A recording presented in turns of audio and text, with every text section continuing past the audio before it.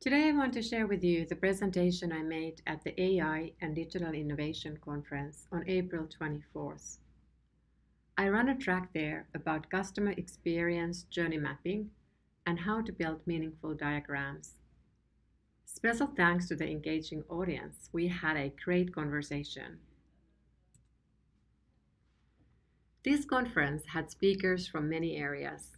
A lot of focus was on machine learning and AI, and how technology will be able to support the business intelligently now and in the future. In my session, we are for the while going to forget a little about the data and AI. My goal with this presentation is to give you a simplified view on how to approach creation of customer experience journey mapping, focus being on the simplify. The business and the processes are complicated, but we cannot be afraid of complicated. We need to bring it to some simple structures before we get to the complicated details.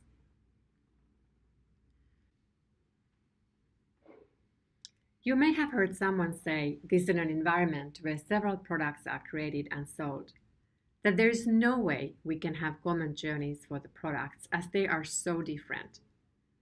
Well, in the end, the customer experience is what matters, and what the customer needs isn't that different. Harmonization is absolutely possible.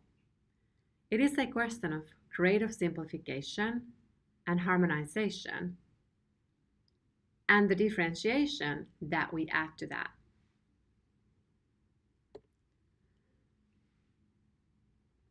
We all want to create the perfect product, but the more complex solutions we create, and we do that in the enterprise software world, the more challenging it will be to create a product that is so simple to use that it doesn't need any guidance or training to get to its top value, and it becoming so sticky without much effort so that the user simply cannot live without it.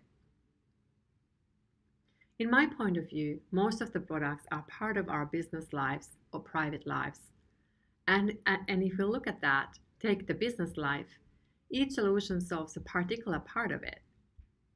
It becomes a part of a whole product, which is our business life, which is more than what we have created and sold. We need to make sure that the product fits to that whole product and brings such value to the user that they cannot resist it. That is where customer success jumps in. Customer success builds the bridge between the product and the promises that we have sold on the value. And the customer is the one getting to that value. Customer success is a team sport. It is the way several players in the company play into the success of the customer. May it be the product team providing better in-product experiences, guides, and tutorials, or let it be the customer support teams providing support with emerging technical problems, or the customer success manager orchestrating some of the largest accounts through personal contact, as well as trying to find expansion opportunities. To start with, I recommend you break the customer journey into phases with goals. My example comes from the software subscription business, that being the one I work in right now. We start with the sales handover. And here I want to point out that it is important that the sales teams are part of the customer success, as they are the ones selling the value and promise of success to the customer. We need to be able to deliver to that promise, and therefore, they need to share the responsibility on making promises which can be delivered. After the sales handover, we come to the first and, in my opinion, most critical phase in the journey. That is the customer onboarding. The customer has probably spent a reasonably long time evaluating different products and finally came to a decision. We need to be sure at this point of time to be there with him, celebrate the good decision, and make sure that we show them that with this closure of the sale, we directly start to deliver. And why is that so important? That is due to psychology. When people get the first contact, with you after the sale is done, let's say it is positive, their brain will connect you with something positive. And even if there may be some smaller hiccups on the way, that positive correlation will forgive you a bunch. But if you created a negative correlation, you are going to spend a bunch of your time just trying to repair for that negative image of yours. No mistake will be forgiven, and people are likely to collect negatives just to prove that they just knew it from the beginning it wasn't going to be good. Remember, you need to not only win the business, but the minds and the hearts of the customer.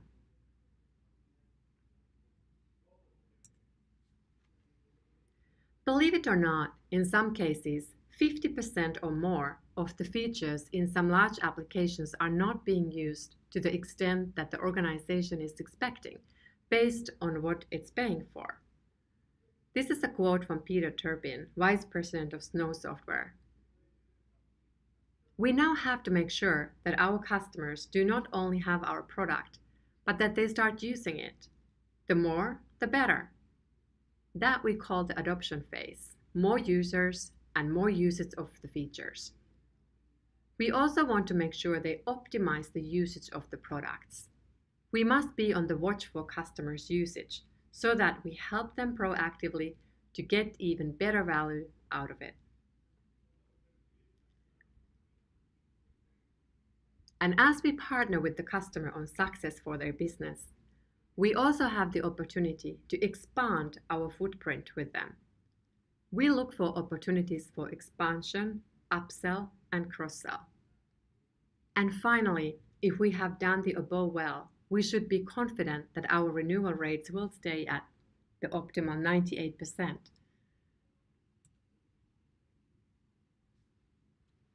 But let's make sure that we turn this around and look at it from the customer's perspective as well.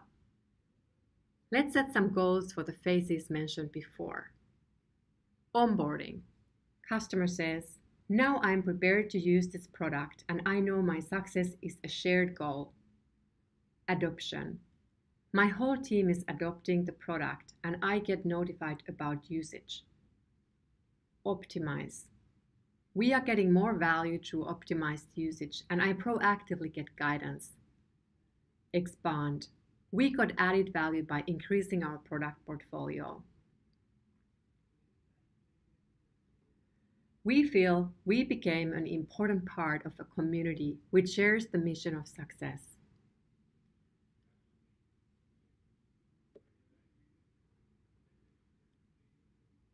What we want to build is a post-sale playbook. A playbook consists of the post-sale phases with goals, breaking those phases into touch points and activities. We need to segment our customers, as the journeys will be different for the different customer segments.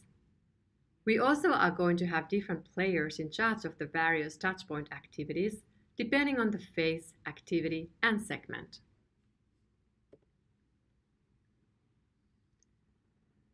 Here is a small example of breaking down the phases to touchpoints. I will use these touchpoints throughout the rest of the presentation to simplify how to get to diagrams. It is a possible method to start with the sticky notes and workshops with all the parties involved. As you notice, the sticky notes have different colors. The reason for that is the classification of the touchpoints. The yellow ones on the top are the proactive touchpoints. These are items that we know every customer goes through. The pink and green ones are the reactive touchpoints. These are touchpoints that may or may not touch each customer. Additionally, these can be divided to two types, the opportunities and the risks. Let's take a few examples. We know that for each of our customers, we want to do a welcome. After the welcome, we will send the customer the necessary details with access and passwords to their cloud software. And after that, we plan to do our success team introductions with them. But what if things don't quite run as planned? What if the customer actually doesn't log into the system? Isn't that a possible sign of them not having received the access codes or that we have sent them to a wrong person. We want to ensure that we take care of such possible scenarios. This is a risk for us, and we handle this as a reactive, no login risk touchpoint. Another example is that we want to do a survey to customers after the onboarding phase. And when we receive a positive result, we want to use that moment of opportunity with them. Of course, behind all these touchpoints, there is data. The presentation today is about building the maps, but it is only natural that when I build these maps, I already start thinking about how do I get to that information so that I can execute the touchpoint. And how will I automate the touchpoint execution? But about that in the end of this presentation.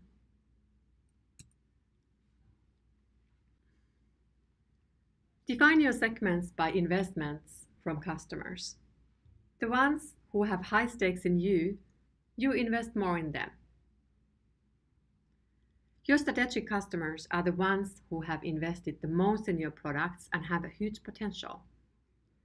A customer who now buys one product from you with a small price tag may have bought earlier some other products with the large investments from you.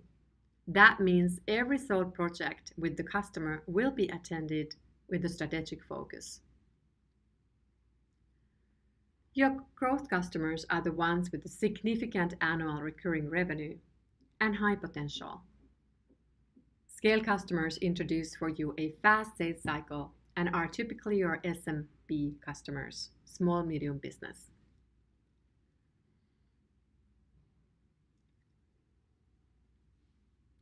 Define your segments by investments from customers. If they have high stakes in you, you invest more in them. Your strategic customers are the ones who have invested the most in your products and have a huge potential. Your growth customers are the ones with a significant annual recurring revenue and high potential. And your scale customers introduce for you a fast sales cycle and are typically your small medium business customers. You now want to understand your internal actors behind the touchpoints. As I mentioned earlier, this is a team sport. One being responsible doesn't mean another shouldn't be consulted or informed. Each touchpoint needs the ultimate responsible and accountable department, though. The RACI model breaks the actors to responsible, accountable, consulted, and informed. Everybody adds value to the customer journey execution.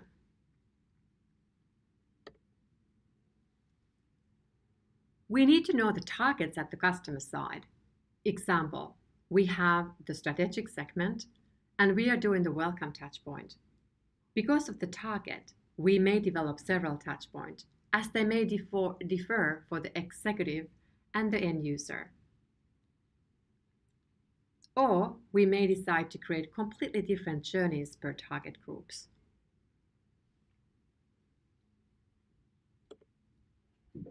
And finally, the how. How do we deliver the touchpoint value to our target?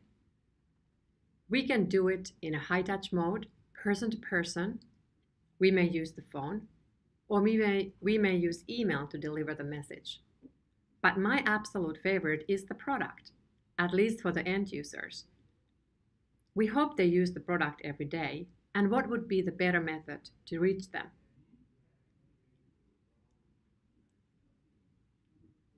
For some other targets, for example, the executives who may not be using product every day, but still they are our decision makers, we need to find alternative ways to reach out. When we started to build out customer journey maps, we used Excel.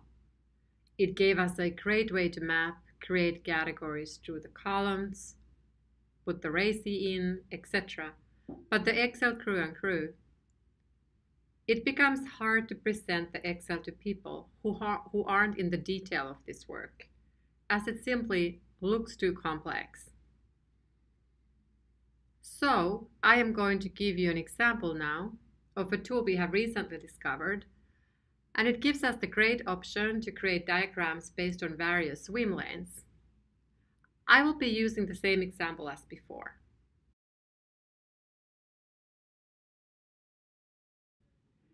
So I took the touch points and I created this global journey.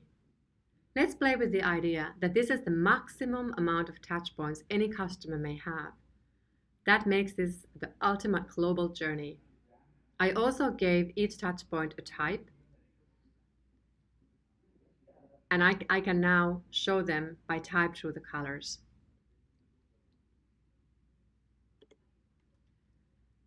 Then I moved from this global harmonized journey to the differentiation based on each segment. I created a copy of the global journey and named them strategic, growth, and scale. I now have 4 similar journey maps, the mother and the 3 children.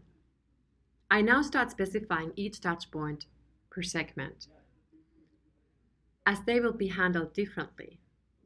As an example here, the introductions for the journey, which is strategic, will be done in person in a meeting. As you can see, there are fields that I can fill in. I do not need to fill in all the fields though. I then can go ahead and add the people and the functions to that touch point. I also add the communications channel.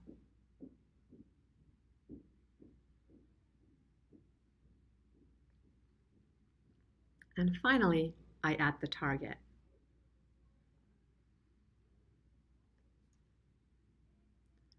As another example, the welcome. I choose the responsible party for the welcome to be customer marketing and the communication method to be email.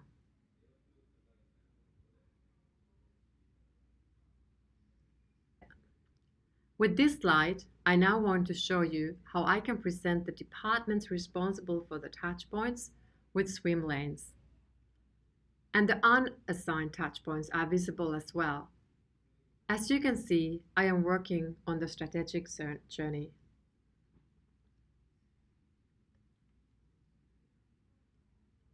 Now I have worked on all the touch points for several journey maps. So on the top, you see the strategic journey map with all the touch points assigned to departments. And under that, you see the same journey for the scale segment. How do these two differentiate from each other? The way to get to differentiation is through an investment decision you make on what and how you service to the segment. For example, we can reduce the amount of touch points for the scale segment compared to the strategic segment. Introductions are in this example done only for the strategic segment, and the scale may not get a direct success team and the intros are not needed. I have deleted the introduction touch point. Or we differentiate on the how. The strategic segment gets many high-touch touch points where the activities are delivered by the customer success teams.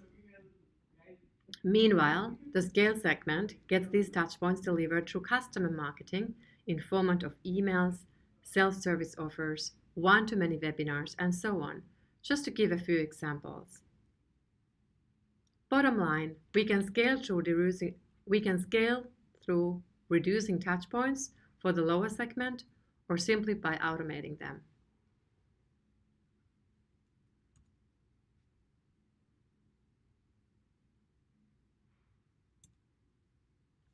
Finally, of course, all of this is built on understanding the customer through data. We need to make sure that we record and collect individual customers' usage patterns, plus other digital behaviors we have access to support the journey touchpoints or to create more of them.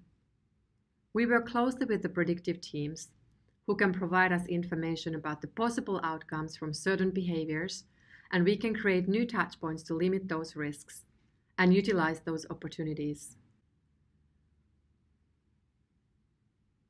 We want to bring these journeys into automation tools, whether we use our own existing tools or look for tools on the market.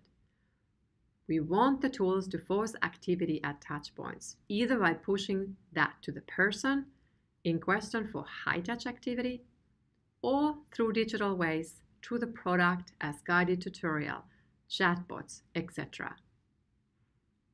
Finally, when a touchpoint happens, it generally also leads to variations of actions on the customer side. For example, adoption is low. We react by sending customer a message to the product or email. Customer reads the message or ignores it. Adoption goes back up or stays low. We now need to decide for the next action. As you can imagine, this can become quite the spider net. So, back to the beginning, simplify. Start simple and get more advanced with time.